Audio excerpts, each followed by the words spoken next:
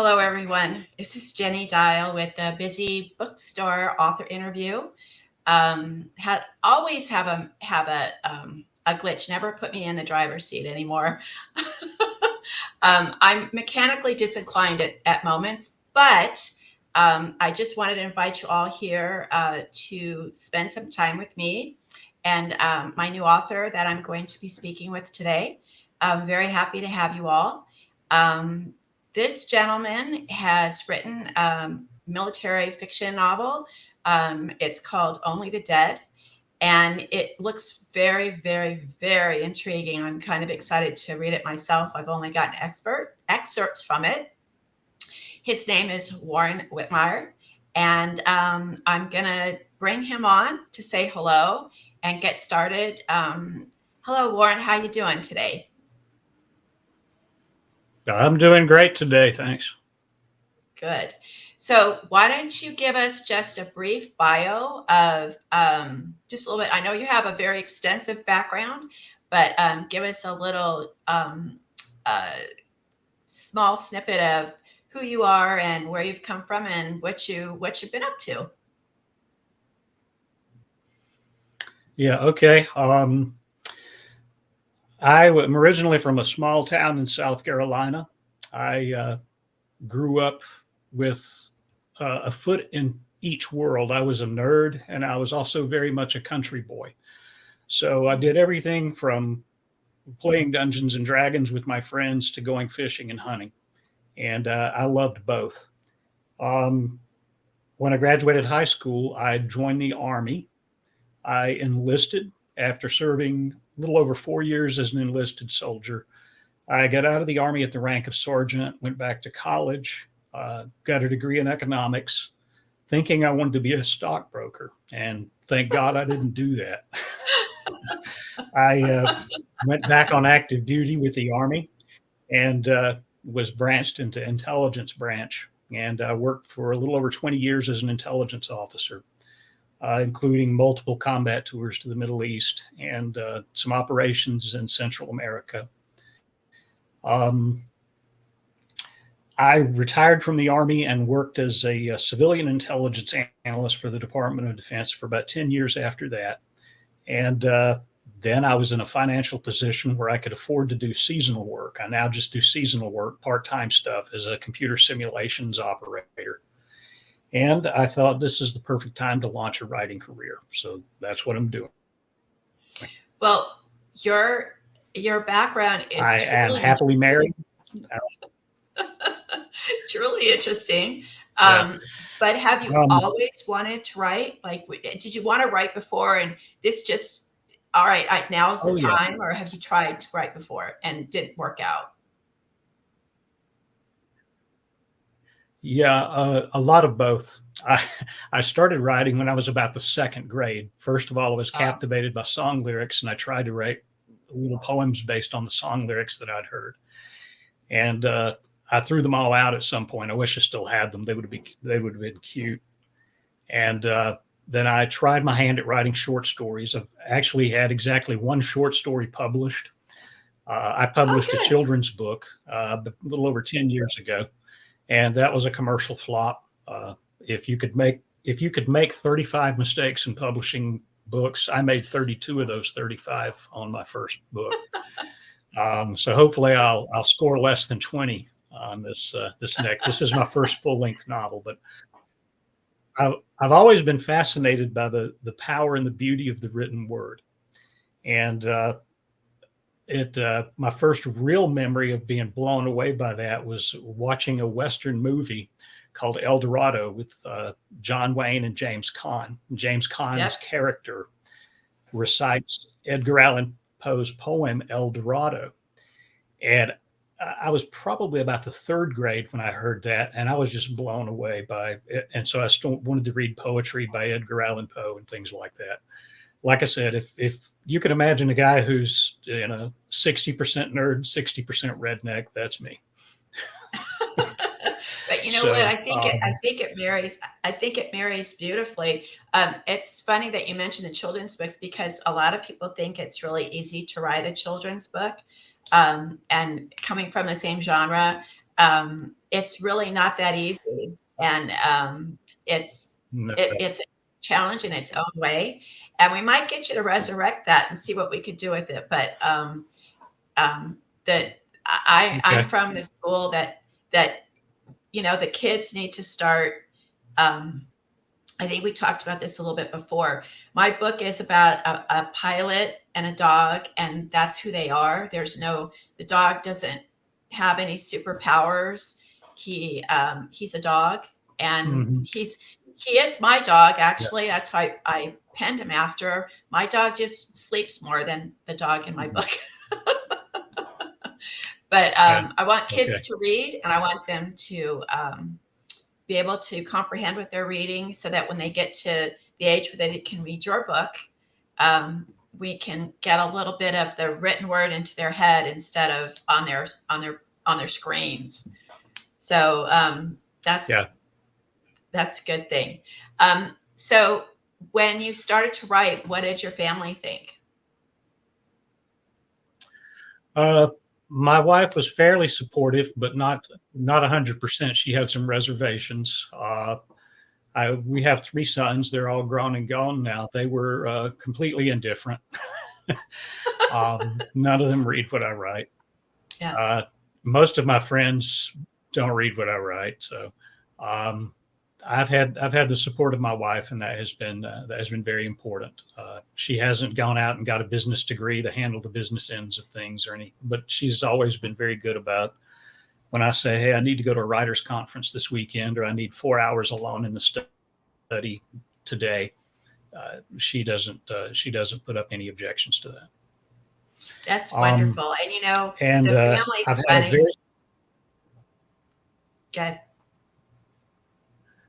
Well, there's a little bit of a delay, so it's going to look like we're hesitating and stepping on each other, but that's because I'm in rural That's Alabama where the internet is painfully slow, and so there's a delay It's a between delay. us. Okay. But I have a very supportive community. I have a very supportive community of writers here in Little Dothan, Alabama. Believe it or not, a couple of very successful novelists are here. Dan Mason and Logan Riles, and a couple of my friends. William Brown has written several novels, and I've even edited those novels. And so, surprisingly, there's a good literary community here, um, and I've been fortunate enough to be able to take advantage of that. Well, I think when it comes to our families, we're not doing anything that exciting, like it's a book. Um, but there's nothing like Yeah, there's nothing like actually when you get your book in your hand and you're like, oh my gosh, And I know we talked about you before in the pre-interview that you had tried to go to the legacy publishers, and you decided to yeah. self-publish, or talk about that a little bit. Well, I'm in a position. I'm certainly not wealthy, but I'm comfortable, so I'm not dependent on the traditional publishers. I wanted to publish the book that I wanted and not the book that traditional publishers wanted. And I felt like by self publishing, I maintained creative control. And I also got to just have a more direct interaction with my readers. And that's what I wanted.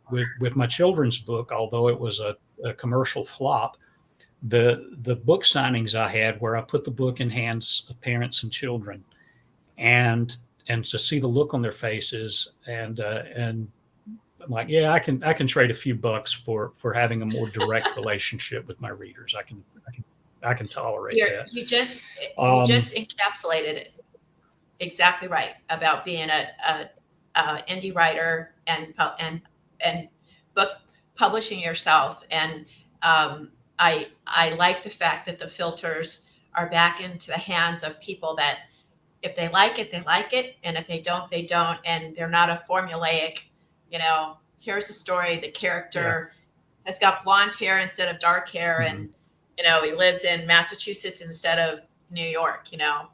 So Yeah. I'm here. That I hear you. That's why I'm an indie author myself, and I just wanted my story to come out like you want your story to come out, and that's important.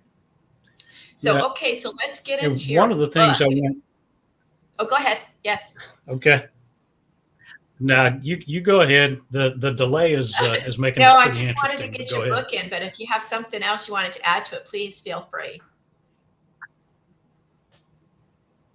No, go ahead. Okay. So, your book is called Only the Dead, and it is a military fiction book. Mhm. However, I'm sure there's some aspects that are personal to you. So, why don't you give a brief synopsis of what the book's about? Okay. My protagonist is like me. You start out by writing what you know. He is a retired intelligence officer. He gets back from his last tour of duty in Iraq, fighting terrorists, and he is caught in this tug of war. He wants to stay in the game and keep doing things, but he also wants to live the rest of his life in peace. And every veteran understands that tug of war. So he goes home, and his dreams of a peaceful retirement are shattered because a gang of criminals is terrorizing his hometown. And he decides that he is not happy with the police response to these criminals, and he's going to take matters into his own hands, but through legal means. If you're looking for a death wish type revenge story, this is not it. This is a man who believes in God. This is a man who loves his family. This is a man who does his best to live by the law. And he is simply going to try to assist the police in finding these guys because he has some analytical skills as an intel officer, and Right. he's wanting to help the police. Um, and that sets a lot of things in motion. It turns out that this runs a lot deeper than a simple criminal gang terrorizing his hometown. My protagonist is named Hank. That's a regular guy name if there ever was one. Yep. And in writing this series, I wanted to present a different kind of hero. I didn't want a hero that was, "Hi, I'm Steven Seagal. I just killed 7 guys in a bar fight. Now I'm going to take the waitress home and sleep like a baby." That's when when Hank when Hank has to engage in violence, he has strong reactions to it, just like a real person. He has no superhuman abilities, and he has a character arc. As much as I love the Jack Reacher stories, and Lee Child is one of my favorite authors, that's a flat character arc. And the Jack Reacher stories are episodic. I wanted to write a hero that had a good character arc, and Hank does that. The real story is Hank's transformation and to how he deals with this. And it asks the book asks a lot of questions. One of those is, how far should a man go in seeking justice? Another question it asks is, how do you, and this is especially important to veterans, how do you process this experience of having participated in war and then coming home and having to participate in peace? How do you process that? Hank is a man who wants to process all that in a very positive way. The bad guy in the story has gained a little bit of a spoiler here. The bad guy is also former military. He has gained a lot Oh, of technical skills during his time in the military, but he has learned no moral lessons at all. And so I set up this conflict that is it's very physical. It's a violent, action-packed thriller, but it is as much about how these two different former soldiers internalize the war as it is about the fighting and the chase. that sounds absolutely intriguing. I can't wait to read it. Um, I know it's not usually normal for women to be, like books like that, but I do. I like to watch movies, and my family's been military forever, and I'm always fascinated because it's such a people don't understand the the life they led and what things they had to do, um, and were ordered to do, but had to do in order to survive and to save the guy next to them. and then come home to a life Yeah. of, a picket fence and a rose bush and, the family dog. And it's probably good when you're out and your mind is busy, but when you get home and you're quiet and you have to process all of that, it's quite extraordinary that we've had Mhm. so many wonderful men and women that have served, and people don't understand what a difficult transition that is and how they live with it every day. So that Yeah. sounds wonderful. I wanted to Yeah, I wanted to capture all of that, but I didn't want to capture it in a way that was preachy or too cerebral. The book is written probably on about high school graduate level. I didn't want to make it too technical, but at the same time, the protagonist has some technical skills. You may run to the dictionary once or twice reading this, That's okay. I and always like. again, it isn't. Yeah, I, it's an I, action-packed thriller. It's not some dry literary, thing, but I wanted to embed a lot of moral lessons in it, and I hope I've done that. I'm looking forward to reader feedback to tell me, hey, reviews. I liked this or I didn't like that. So are you? The second book is already written. That was I can ask you. Yeah. Yeah, Second book is yeah. The written. second book is already written. Yeah, and the third book, I've got about 15,000 words of it written so far. So I hope to be able to push out all three books this calendar year. Um, So it's the same and I character. have other possible books. Same Yeah, the character. three books feature Hank McCaskill. Yeah, Okay. yeah, same character, and his cast of misfit friends. Uh, the team he puts together. One of the underlying stories, or the I guess uh, backstory B story, is Hank is realizing that he can't do everything himself, and he's trying to put Mhm. together a team. And the team he puts together are a bunch of volunteers. If you've ever worked with a volunteer group, I have. you realize you get who you get, and that's not a slam on volunteers. That's just saying that the people who are willing to do what it takes are not always the people that you think are a perfect fit for your team.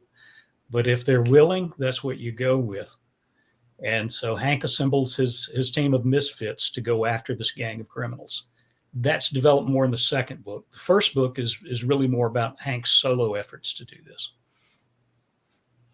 Well, I have to tell you, I'm very excited to be able to read your book. When is it coming out? When's the launch date?